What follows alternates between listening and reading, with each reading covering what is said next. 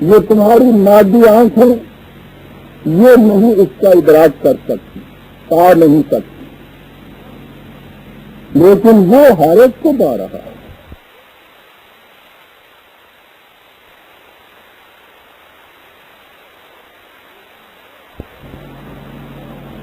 لیکن وہ ہر ایک کو پا رہا ہے، اس لیے کہ وہ لطیف خبیر۔ خبر رکھنے والے دو قسم کے ہو سکتے ہیں، انسان بھی خبر رکھنے والا ہو سکتا ہے، اس کے خبر رسانی کے ذرائع محسوس ہوتے ہیں۔ لطیف وہ ہے کہ جس کے یہ ذرائع غیر محسوس ہیں، لیکن یہ حقیقت کے لا تدرکہ الابصار، کوئی انسان آنکھ اسے دیکھ نہیں سکتی۔ پہلا تصور وہ یہ دیتا ہے، اور اس کے لیے وہ اسے اس کا مکلف نہیں قرار دیتا کہ وہ اس کی کنہ اور حقیقت ایسنس اس ذات کی جو ہے وہ معلوم کرے کہ کیسا ہے خدا، کس طرح سے ہے، ختم نہیں۔ وہ صرف یہ کہتا ہے کہ اس نے کائنات کے اندر یہ قوانین بنائے ہیں، ان قوانین کے نتائج سے تم یہ دیکھو کہ کس قدر محکم ہے، اور ان کے پیچھے پھر کتنی بڑی قوت ہوگی جو اس طرح سے ان قوانین کو جکڑے ہوئے ہے پابندیوں کے اندر۔ تو خدا کا یہ تصور دیتا ہے، لیکن محسوسات کا خوگر انسان اس کو محسوس پیکر میں دیکھتا ہے۔ یہ جو انہوں نے بچڑے کو خدا بنا لیا تھا، یہ وہی تھی کہ وہ اپنے ذہن کو پھر جہالت اور توہم پرستی کی طرف لے گئے۔ یہاں سے تو نکالا انہیں، اب اس کے بعد وہ کہتے ہیں کہ اے موسیٰ، ہم تو تمہاری کوئی بات نہیں مانیں گے تا وقت کہ خدا کو اپنی آنکھوں سے نہ دیکھ لیں۔ وہی تقاضا ذہن کی پستی کا۔ اور خدا کے متعلق تو بات یہ تو ابھی امت تھی موسیٰ کی، خود حضرت موسیٰ علیہ السلام کے متعلق یہ چیز کہ رب ارنی انظر کیف، رب ارنی انظر الیک قال لن ترانی۔ اس نے بھی جب یہ چیز کہی کہ ذرا بے حجابانہ میرے سامنے آئے، تو کہہ دیا گیا کہ نہیں، تو اسے آنکھوں سے نہیں دیکھ سکتا۔ 7/143۔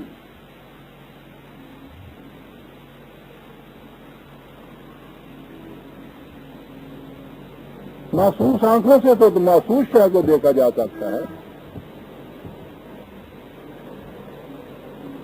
نہیں دیکھ سکتا۔ لیکن آپ کو پتا ہے کہ مذہب میں پھر کیا ہوا؟ یہ تقاضا کہ ہم خدا کو بے نقاب محسوس شکل میں سامنے دیکھنا چاہتے ہیں، ہم نہیں تمہاری کوئی بات مانیں گے جب تک یہ نہ ہو۔ قرآن نے اس کے تقاضے کو کفر کہا۔ موسیٰ جیسے جلیل القدر پیغمبر کے متعلق یہ بات سمجھائی۔ آپ کو پتہ ہے کہ یہ حضرت موسیٰ کی بات کیوں قرآن نے کہی ہے؟ کہا یہ کہ یہ بات نہیں ہے کہ وہ کسی عامی کے سامنے بے نقاب نہیں آ سکتا، جسے تم اپنے ذہن میں بلند ترین انسان کہتے ہو، جسے نبی اور رسول کہتے ہیں، اس کے سامنے بھی وہ بے نقاب نہیں آتا، بے نقاب آ نہیں سکتا۔ یہ کاہے کے لیے کہا؟ ہمارے لیے، کہ جہاں قدم قدم کے اوپر اب آپ کے روحانیت کے دعوے دار جو ہیں وہ ہر رات اس کے پاس ہوتے ہیں، اس کے سامنے ہوتے ہیں، ان کی تو باتیں سنیے ذرا، دیکھیے ہمیں نظر آتا جنہیں رب نے لنگوٹیا جو بنایا ہے انہوں نے۔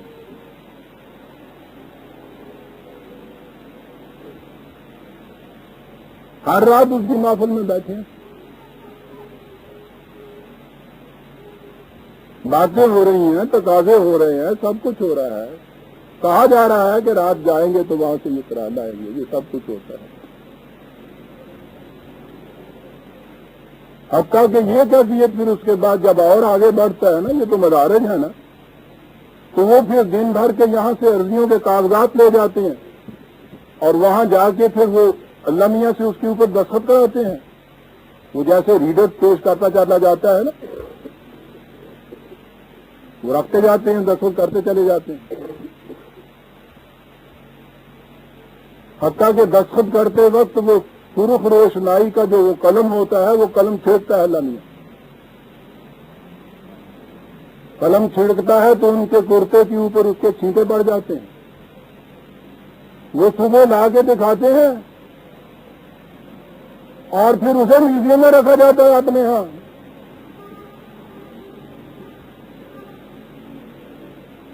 کیونکہ وہ تو رات خدا کے دربار میں تھے، یہ دستخط کرا کے وہاں سے لاتے ہیں. اور یہ دیکھیے سرخ روشنائی کے چھینٹے پڑے ہوئے. یہ اس خدا کے متعلق تصور دیا جا رہا ہے جس کے متعلق اس نے کہا تھا لا تدرک الابصار. اب بات میں سمجھ میں آئی کہ اس نے کیوں موسیٰ کی بات ہم سے بتائی تھی کہ وہ بھی نہیں دیکھ سکتا تھا، نبی نہیں دیکھ سکتا تو اس کے نیچے اور کون دیکھ سکتا ہے. یہ سب اگر یہ فریب دہی نہیں ہے تو فریب نفس ہے. نتیجہ دونوں کا ایک ہوتا ہے. خدا کا اور ہمارا تعلق صرف اس وحی کے ذریعے سے ہے جو اس نے اپنے انبیاء کی وراثت سے ہم تک دی پہنچا دی. ہم جب قرآن پڑھتے ہیں تو خدا ہم سے ہم کلام ہوتا ہے کیونکہ یہ خدا کا کلام ہے اور اس کے علاوہ کوئی اور طریقہ نہیں ہے خدا کے ہم کلام ہونے کا. نہ خدا کو کوئی دیکھ سکتا ہے، نہ ادراک کر سکتا ہے، تصور میں نہیں لا سکتا. لیکن قرآن کریم نے ایک جگہ انہی بنی اسرائیل کو کہا تھا، یہودیوں سے ہی ہمیں ہی کہا تھا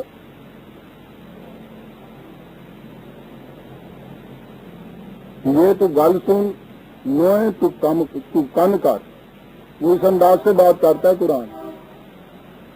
باتیں تو یوں کرتا ہے جیسے بنی اسرائیل کی بات ہو رہی ہوتی ہے. کہتا چلا جاتا ہے ہمیں. ان سے کہا تھا کہ یاد رکھو دین میں اپنے غلو نہ کرنا. ایک تو چیز ہے کفر. کفر مخالفت سے پیدا ہوتا ہے. میں نہیں مانتا. کفر مخالفت کا نتیجہ. غلو ہمیشہ محبت کا نتیجہ ہوتا ہے. جیسا وہ ہے نا اس سے اور زیادہ بڑا بنا دینا. منع کیا خاص طور پہ قرآن نے کہ جس طرح سے مخالفت بری چیز ہے، تم حقیقت پہ نہیں رہ سکتے. اگر محبت میں ایک قدم تم نے آگے بڑھا دیا تو پھر بھی تم حقیقت پہ نہیں رہ سکو گے. یہ نہ کر دینا. پہلی قومیں اس سے ڈوبی تھی، کفر سے نہیں ڈوبی تھی، محبت میں غلو کرنے سے ڈوبی تھی. جس کو جس مقام پہ ہونا چاہیے تھا اس کو اس مقام سے اونچا لے جانا بھی تو ظلم ہے. یاد رکھو یہ نہ کرنا. اور ہم نے وہی کچھ کیا برادران عزیز. کفر نہیں کیا، غلو کیا. قرآن نے یہ چیز کہی تھی کہ موسیٰ بھی نہیں دیکھ سکے. ہم نے کہا کیا ہوا؟ سنیے نعت کا یہ شعر بڑے وجد و کیف سے پڑھا جاتا ہے. عوام میں نہیں، بڑی بلند ہستیاں ہماری اس کو کوٹ کرتی ہیں. موسیٰ سے ہوش رست بیک جلوہ صفات. موسیٰ کے سامنے خدا کی ذات کا ایک جلوہ صرف آیا، بے ہوش ہو کے گر گئے. اور رسول اللہ سے وہ کہتے ہیں تو عین ذات می نگری در تبسمی. تو خدا کو بالکل اس کی ذات کو دیکھتا ہے اور مسکراتا ہے. کہ اللہم صلی علی محمد. اس کے بعد ہوتا ہے برابر. غور فرمائیے، جب کہا جائے کہ یہ کیا ہے تو وہ کہتے یہ ہیں کہ نجف میرا مدینہ ہے، مدینہ میرا کعبہ ہے، میں بندہ اور کا ہوں، امت شاہ ولایت ہوں، اور جو سمجھوں اور کچھ کھا کے عرب میں سونے والے کو سنیے آگے. مجھے معذور رکھ، میں مست صحبائے محبت ہوں. ارے انہوں نے جو بنایا تھا عیسیٰ کو خدا علیہ السلام تو نفرت کی بنا پہ بنایا تھا، محبت کی بنا پہ بنایا تھا نا. جس نے بھی کسی کو اپنے مقام سے آگے بڑھایا ہے نفرت کی بنا پہ تو بڑھا ہی نہیں سکتا، نیچے اتارے گا وہ، محبت کی بنا پہ وہ جیسا کرے گا۔ کسی کو غلو کہتے ہیں دین میں نہیں، لیکن مجھے معذور رکھ، میں مست صحبائے محبت ہوں۔ عزیزان من، نفرت کی بنا کے اوپر قومیں فریب میں نہیں آتی۔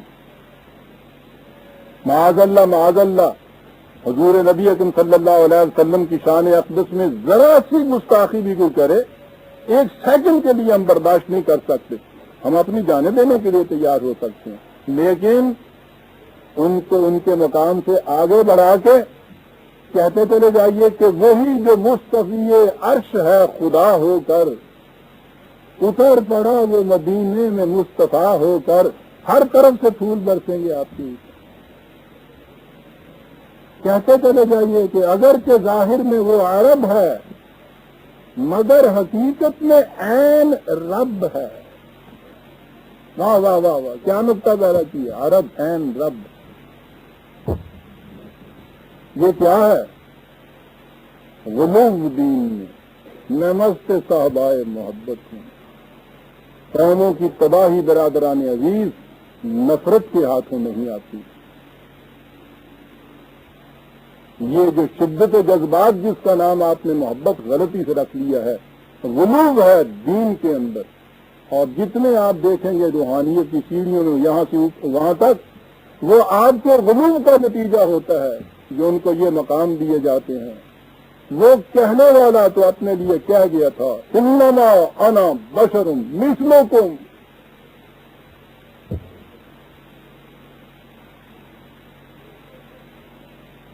وہ یہ کہہ کے گیا ہے، معاذ اللہ، ہم کہتے ہیں تمہیں اپنے مقام کا پتہ نہیں۔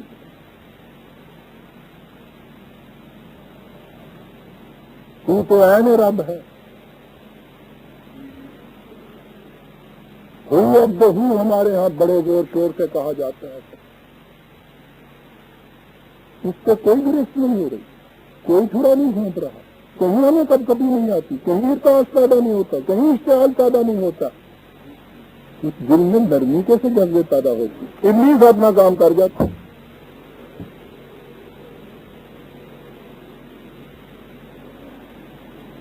اذ قال موسیٰ اذ قلتم یا موسیٰ لن نؤمن لک حتی نری اللہ جہرۃ، محسوس شکل میں دیکھنا چاہتا ہے۔ یہ تقاضے پس ذہن کے تھے۔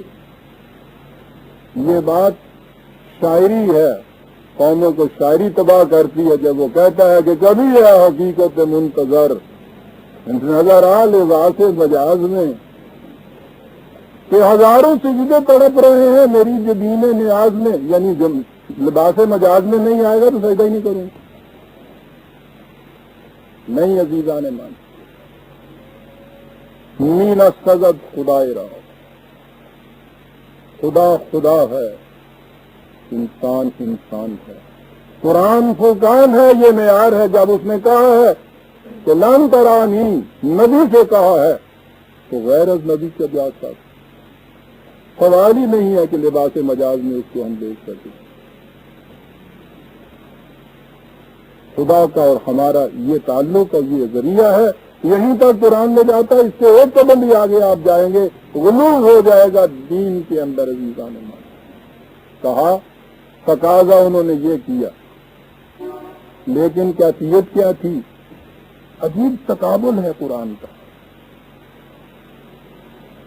انہوں نے وکالہ پرستی شروع کر دی، یعنی اپنے آپ کو مقام انسانیت سے نیچے لے آئے تھے۔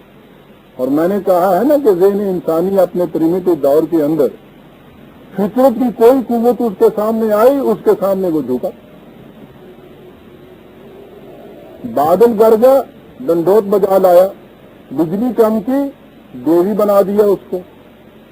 حتیٰ کہ بڑا دریا دیکھا محیط تھا، اس کے لیے بھی اس کو ماتا کہہ دیا۔ یہ انسان کا ذہن تھا۔ کہا ذہن تو تمہارا یہ کہ فطرت کی ان قوتوں کے سامنے تم سجدہ ریز ہو جاتے تھے، اور تقاضے تمہارے یہ کہ خدا کو بے نقاب دیکھیں گے. کیا تقابل ہے؟ تقاضا یہ کرتے ہو کہ خدا کو بے نقاب، کیفیت یہ اخذت کو مسائے کا تو وانتم تعملون، بجلی کی کڑک ہوئی اور تم بے ہوش ہو کے گر گئے. تقاضے یہ کرتے ہو خدا کو بے نقاب دیکھتے گے. حیاض قدر خود بے شناس.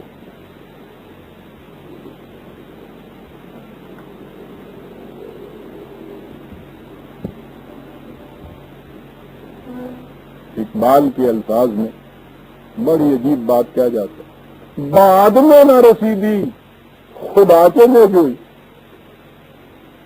تو بندے پوت کا بن پہلا. اور کیا بات کیا گیا یہ آدمی نہ رسیدی. آدم کا تعارف کیا کرایا تھا خدا نے؟ ملائکہ سارے اس کے سامنے جھکے ہوئے. فطرت کی پوری قوتیں جب انسان کے سامنے جھکیں تو وہ مقام آدمی پہ آتا ہے. یہ اس کی نراج نہیں ہے، صرف آدمی کے مقام پہ. اور وہ ٹھیک ہے کہ غالب کہ آدمی کو بھی میسر نہیں، انسان ہونا مقام انسانیت اس سے اونچا ہے. مقام انسانیت ہے جسے قرآن مقام مومن کہتا ہے.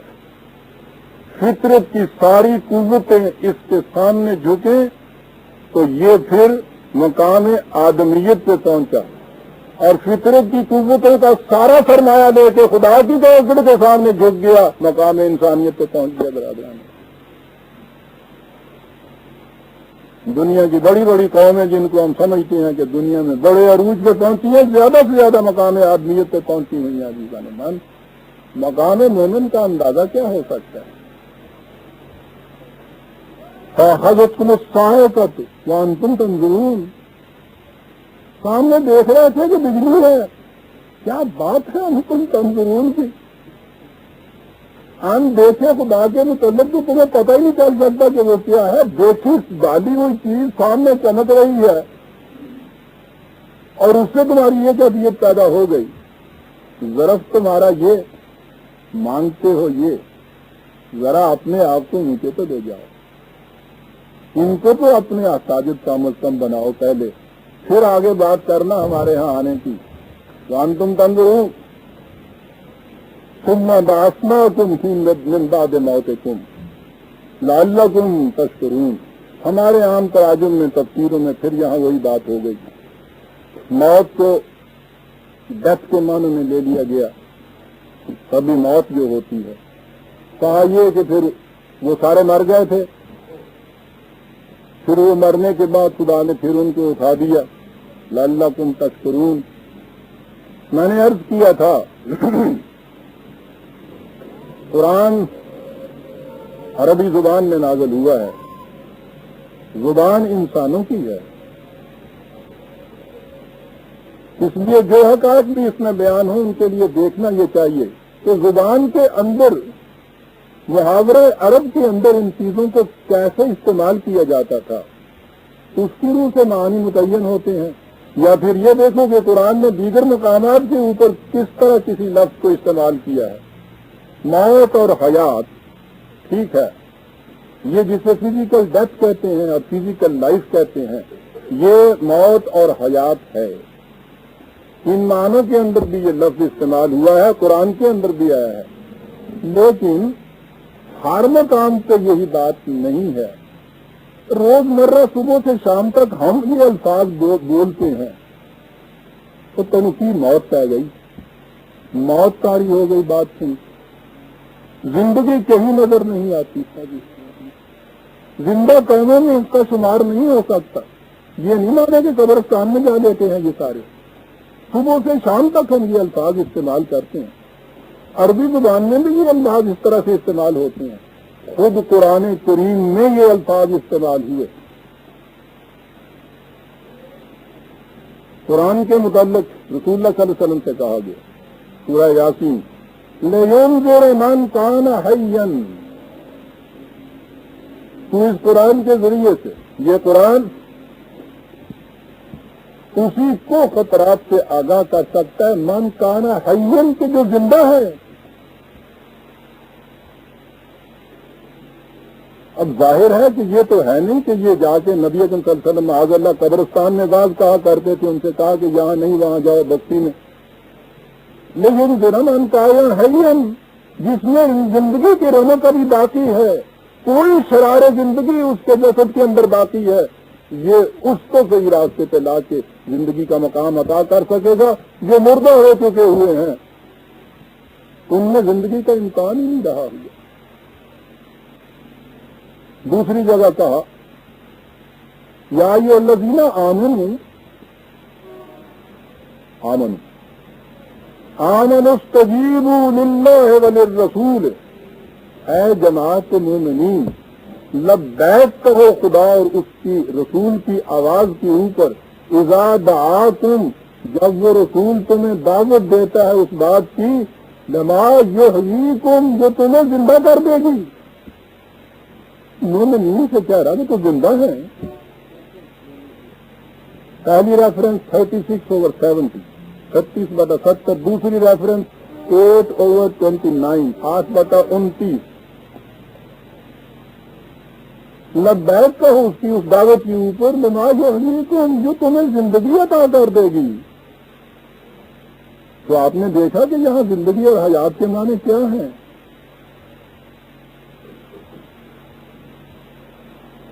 اس کے مقابلے میں کہا کہ انک لا تسمع الموت، یہ رسول تو مردوں کو نہیں سنا سکتا۔ دیکھا وہ زندہ کے مقابلے میں کن کو لایا یہ، ولا تسمع الصم الدعاء اذا ولوا مدبرین، یعنی وہ بہرا، پہلے تو بہرا کہا تو اسے نہیں سنا سکتا، بہرا جو پیٹھ موڑ کر چل دے اس مردے کو کیا سناؤ گے؟ وہ سامنے کھڑا ہے تو کچھ اشارے سے بات سمجھ لے گا۔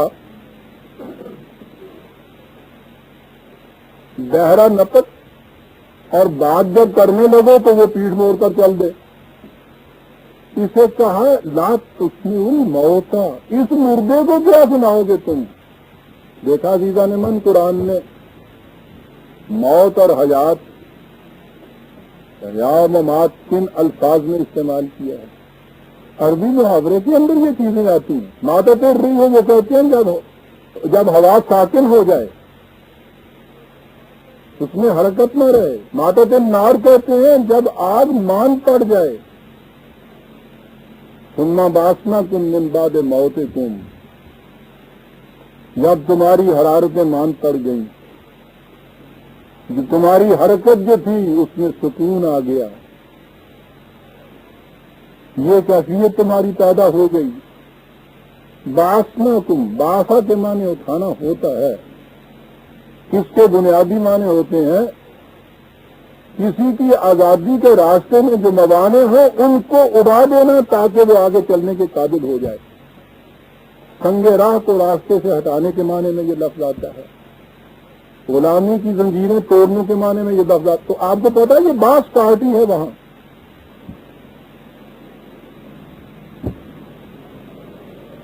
ذہن میں نہیں آتا کہ باس پارٹی کی آزادی کے معنی میں یہ لفظ استعمال ہوتا ہے۔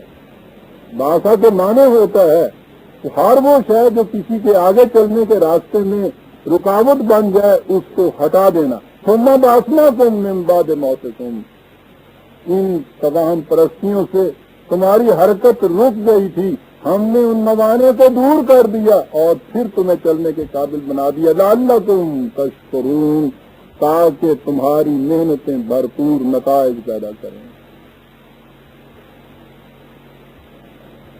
تشکرون کے لیے دو چیزوں کی ضرورت ہے، سبھی سامان زندگی، پانی اور دیتے جائیے، سبھی سامان حیات سب سے پہلی ضروری چیز ہے۔ اس کے لیے کہا وَظَلَّلْنَا عَلَيْكُمُ الْغَمَامَ وَأَنزَلْنَا عَلَيْكُمُ الْمَنَّ وَالسَّلْوَىٰ، ہم نے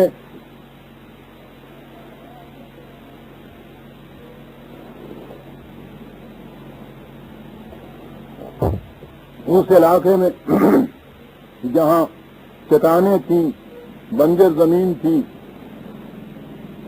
وہاں بارش برسانے والے بادل آئے، پانی کی قیمت ان علاقوں سے جا کے پوچھی جا سکتی ہے، ان کے لیے زندگی ہے پانی میں. پانی سے بھرے ہوئے بادل، اس کے بعد انزلنا علیکم المن والسلوى، 2 لفظ ہیں. عجیب اعجاز ہے قرآن کا. ویسے تو ان کے ہاں من کہتے تھے، یہ ترنج بھی رات کو شبنم کی طرح چیز برستی تھی، وہاں کچھ اس قسم کی جھاڑیاں ہیں، ان جھاڑیوں کے اوپر یہ چیز جم جاتی تھی، گون تھی اور وہ بڑی میٹھی ہوتی. وہ شام کے سفیر یہاں ہوتے تھے کراچی میں نے ان سے کہا تھا ایک دفعہ کہ مجھے دکھائیے، تو وہ وہاں سے وہ تازہ من انہوں نے وہاں سے منگایا تھا، میٹھی گون سی یہ ہوتی تھی.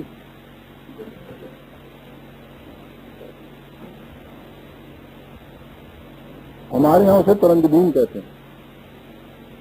ہم تو اس کو نہ ساتھ اپریشیٹ کر سکیں کہ صاحب بات کیا ہوئی.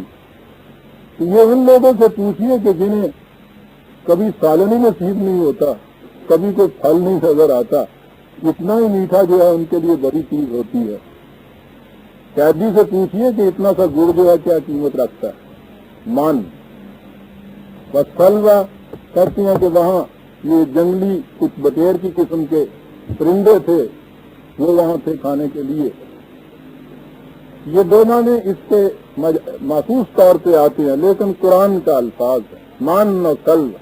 من وہ ہے جو بلا مزد و معاوضہ کسی کو ملے، ممنون ہونا کہتے ہیں نا آپ. بلا مزد و معاوضہ جو چیز کسی کو مل جائے وہ من ہوتا. خدا کو منان کہتے ہیں، ممنون کا لفظ یہاں سے آیا ہوا ہے. وہاں یہ کیفیت تمہارے لیے پیدا کی، بادل برسنے کے لیے پانی نکالنا نہیں پڑا. جب تک کھیتی باڑی نہیں ہوتی گزارے کے لیے بلا مزد و معاوضہ کھانے کی چیزیں، سلوہ جس سے تسکین حاصل ہو، تسلی یہاں سے لے.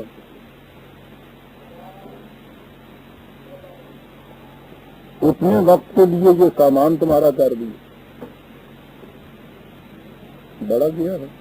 ٹھیک ہے، ولا نہیں کلوا من طیبات ما رزقناکم، یہ پہلے بات آ چکی ہے کہ قرآن نے حلالا طیبا کہا ہے کہ جتنی چیزیں ہم نے تمہارے لیے حلال کی ہیں، جن کے اوپر پابندی ہم نے نہیں لگائی ہے، انہیں کھاؤ.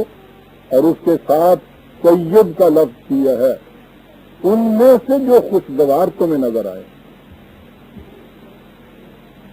ہر حلال چیز کھانا فرض نہیں ہے، ریجیمنٹیشن یا نہیں ہے. خدا انفرادی ذائقے کی ایستھیٹک ٹیسٹ جسے کہتے ہیں اس کی بڑی رعایت رکھتا ہے. اپنے اپنے مزاج کے مطابق جو اچھی چیز لگتی ہے اسے کھاؤ، پاکیزگی سے کھاؤ. اور یہ جو ایک تصور ہے نا کہ ہر حلال چیز، تو مجھے یاد ہے شروع میں وہ ایک بہار کے تھے، ایک صاحب وکیل، وہ آ کے بسے تھے کراچی سے ادھر حیدرآباد کی طرف آتے ہوئے راستے میں، ابھی نام یاد آ جاتا ہے، پہلی وہ تحصیل ہے شاید یہ ڈسٹرکٹ ہے. سیدھا رکھتے تھے کہ کتا حلال ہے. اچھا جی حلال کھایا کر، لیکن نہیں، وہ یہ کہتے تھے کہ جو اسے کھاتا نہیں ہے وہ مسلمان نہیں ہو سکتا. اور لوگوں کو پکڑ کر لے جاتے تھے. میں اس بات میں نہیں پڑھنا چاہتا کیا حلال ہے کیا حرام ہے، یعنی غلط تصور آپ دیکھیے، یعنی کوئی اور چیز اس میں نہ ہو تو طیب تو نہیں ہے. وہ ہو سکتا ہے بہت سی چیزیں جو چینی کھاتے ہیں وہ حلال ہوں، ہمارے لیے وہ طیب نہیں ہے. دیکھا قرآن نے حلال کے ساتھ طیب کہہ کے کیا بات کہہ دی ہے. سب جو کچھ تمہیں دیا ہے طیب طریقے کا، کہا ما ظلمونا ولکن کانوا انفسہم یظلمون. کہا دیکھو تو صحیح ہم کیا کر رہے تھے، تم کیا کر رہے تھے. ہم تو کوئی زیادتی نہیں کرتے تھے، تمہارے اوپر ہم نے زیادتی نہیں کی. یہ الفاظ ہوئے.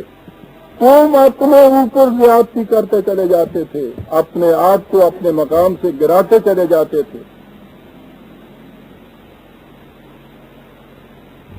کیا چیز تھی جس سے اپنے آپ کو زیادتی کرتے؟ اگلی چیز آئی قرآن کی. یہ ان کی زندگی کا اگلا واقعہ. یہ ابھی سینا کی وادیوں میں ہے، فلسطین میں فاتح کی حیثیت سے داخل نہیں ہوئے. قرآن نے یہ کہہ دیا تھا، خدا نے ان سے کہہ دیا تھا کہ ہم نے تمہارے نام یہ بابرکت زمین لکھ دی ہے. لکھ دی ہے. یہیں سے ایک بڑی چیز اور سامنے آئے گی کہ جیسے آپ لکھ دی ہے کہیں ہیں، پتہ بھی وہاں سے مل جاتا ہے، اس کے بعد قبضہ لینا ہوتا ہے نا. عدالت تو آپ کے حق میں یہ فیصلہ دے دیتی ہے، آگے قبضہ لینا جو ہے یہ تو آپ کے بس کی بات ہے. قرآن اس چیز کو لاتا ہے وَإِذْ قُلْنَا ادْخُلُوا هَٰذِهِ الْقَرْيَةَ فَكُلُوا مِنْهَا حَيْثُ شِئْتُمْ رَغَدًا. پھر ہم نے کہا کہ جاؤ. قریہ کے معنی بستی ہی نہیں ہے بلکہ ملک ہے فلسطین کا. میں ابھی عرض کرتا ہوں کہ دوسری جگہ قرآن کریم نے اس کو ارض بابرکت کہا ہے. 5/21 دیکھتے جائیے.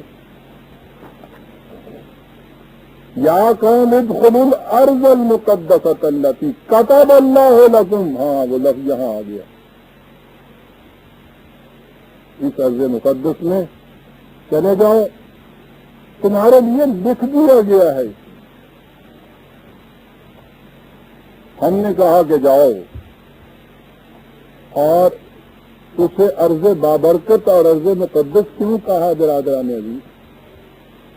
قصہ آدم میں ہم دیکھ چکے ہیں کہ جنت کے متعلق یہ کہا تھا فَكُلَا مِنْهَا رَغَدًا حَيْثُ شِئْتُمَا. جنت ارضی وہ ہے کہ ہر بھوکے کو جہاں بھوک لگے وہاں سیر ہو کر کھانے کو مل جائے. یہی تھے نا الفاظ.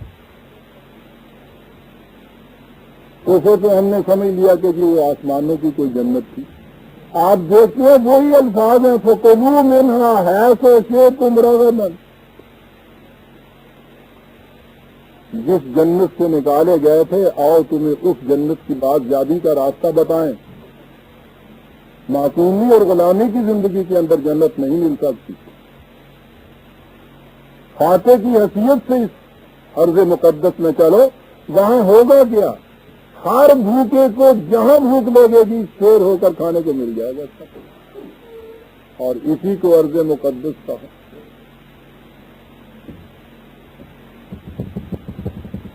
اسی کو جنت کہا. لیکن شرط ہے وَادْخُلُوا الْبَابَ سُجَّدًا. داخل ہو. آپ کو پتہ ہے کہ فاتح جو ہے وہ کسی مخصوص بستی میں کیسے داخل ہوا کرتا ہے. پوچھو ہی نہیں کہ اس کی سرکشی اور اکڑ کی کیفیت کیا ہوا کرتی. اس قدر رعونت آتی ہے اس وقت ہے کسی قوم کو فتح کر لینا اور فاتح کی حیثیت سے اس ملک کے اندر داخل ہونا. اس رعونت میں تو بعض اوقات بچپن کا چھٹور کام نظر آتا ہے. جاپان کا فتح کیا ہے تو وہاں یہ جو فاتح جنرل تھا، میں اگر بھولتا نہیں تو شاید میں کہتا جی ہاں، وہاں داخل ہونے سے پیش تو میں عرض کرتا ہوں فرعونیت جو ہے یا رعونت جو ہے یا تکبر ہے فاتح کی چھٹورا پن پیدا کرتا. وہاں اس نے یہ کہا تھا کہ بادشاہ جس گھوڑے پہ نکل کے اس میں جایا کرتا تھا وہ گھوڑا لاؤ، ہم اس پہ سوار ہو کے ملک میں داخل ہونا چاہتے ہیں. یہ کیفیت پیدا ہوتی ہے انسان کے اندر. کہا داخل ہو تو کس طرح سجدن. جھکتے ہوئے داخل ہو، سرکشی میں داخل نہ ہو۔ یہ ہے وہ مقام جہاں قرآن آتا ہے برادران۔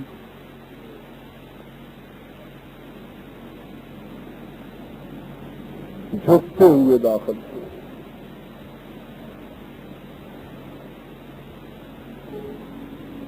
جو فاتح کہیں جھکتا ہوا داخل ہوتا ہے اس کے ہاتھوں پھر اس ملک کی تقریب نہیں ہو سکتی۔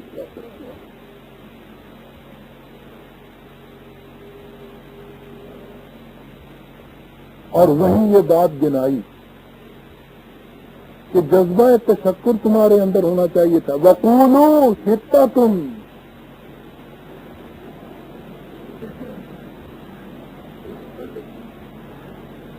کیا بات کہہ دی قرآن نے۔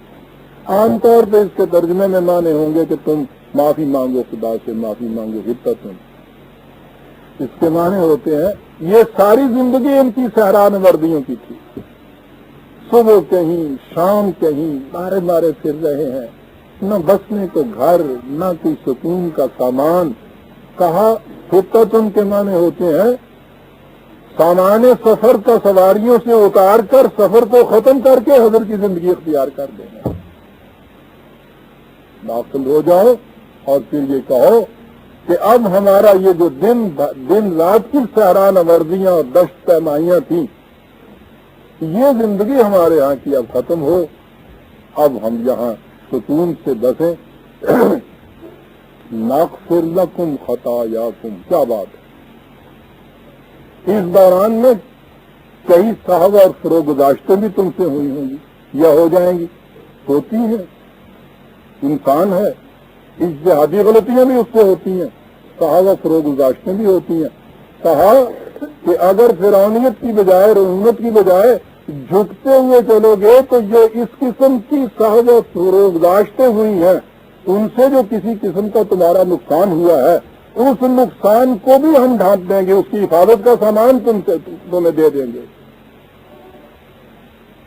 خدا کے قانون کے سامنے جھکنے کا ایک سب سے بڑا فائدہ تو یہ ہوتا ہے نا کہ جو انفرادی طور پہ صحابہ فروغ گزاشتیں ہو جاتی ہیں، بعض اوقات اجتماعی طور پہ بھی اجتہادی غلطیاں ہو جاتی ہیں، ان سے جو کچھ نقصان ہوتا ہے اس کی تلافی قوانین خداوندی کے اتباع سے ہو جاتی ہے۔ نغفر لکم خطایاکم، یہ سارا کچھ تو نیگیٹو ہی ہے۔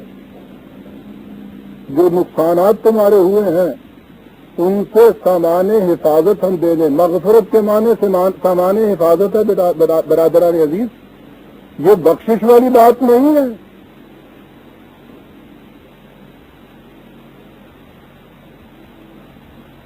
یہ تو ایسی گداگروں کی قوم ہماری ہوئی، محنت سے کچھ حاصل کرنے کا تصور ہی ذہن سے نکل گیا۔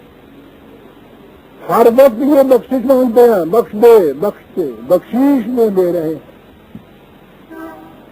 محنت کا صلہ نہیں، بخشش۔ تو خوب کہا گیا ایک بار، خود اون رشتے کے خدائے بت بخشد ہمائے خیرات کی جنت لیتا ہے وٹامن کا جزائے عمل تست جنات چیزیں ہست، تیرے عمل کا نتیجہ جو جنت ہے وہ ہے کچھ قیمت رکھنے والی، بخشیش سے مانگ رہا ہے۔ جنت تیری پنہاں ہے تیرے خون جگر میں، باہر سے تو نہیں کہیں بنتی برادران میں۔ بخشیش سے کوئی چیز ایسی نہیں مل سکتی جو تمہارے اندر سے نمود جس کی ہونی ہو۔ صحت بھی کبھی بخشیش سے مل سکتی ہے، ریلیٹو چیزیں، اضافی چیزیں، خارجی چیزیں خیرات سے مل سکتی ہیں، بخشیش سے مل سکتی ہیں۔ انٹرنسک چیزیں جس کا تعلق انسان کی اپنی ذات سے بخشیش سے نہیں مل سکتی، یہ تو اپنے کچھ کرنے سے ملے گی، صحت تو نہیں بخشیش سے مل سکتی۔ جنت تو انسان کی اپنی ذات کی ایک نشو و نما یافتہ شکل کا نام ہے، بخشیش سے کیسے مل سکتی ہے کیا؟ اس لیے یہ تصور جس کو ہم مغفرت کہتے ہیں، اس کے لفظی معنی مغفر کہتے ہیں، یہ جو سر پر ٹوپی ہیلمٹ رکھی ہوئی ہوتی ہے لوہے کی، حفاظت کا سامان، لیکن حفاظت کا سامان یہ تو صرف نیگیٹو چیز ہے، کسی خطرے سے محفوظ رکھنے کی بات ہے۔ قرآن ہے عزیزان من نغفر لکم خطایاکم سنزید المحسنین، حسن کارانہ انداز سے جو زندگی بسر کرتا ہے ہم اس کو بڑے اضافے کر کے اور دیا کرتے ہیں صاحب۔ یہ پازیٹیو آ گئی چیز۔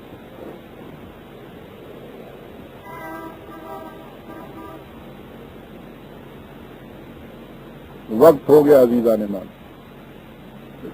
اگرچہ اگلی آیت جو تھی وہ اسی سلسلے کی ایک کڑی تھی، لیکن میں سمجھتا ہوں اسے آئندہ پہ اٹھا رکھیں، بات لمبی ہو جائے گی۔ بتایا یہ ہے کہ فبدل الذین ظلموا قولا، کہا ہم نے کچھ کیا تم نے کچھ۔ یہ بات اس کی تفصیل کہ ہم نے کیا کہا تھا تم نے کیا کیا، یہ ذرا لمبی بات آ جائے گی، اسے ہم آئندہ تک اٹھا رکھتے ہیں۔ ہم آج سورہ بقرہ کی آیت 58 تک آئے۔ ربنا تقبل منا انک انت السمیع العلیم، اور ذرا تشریح رکھیے۔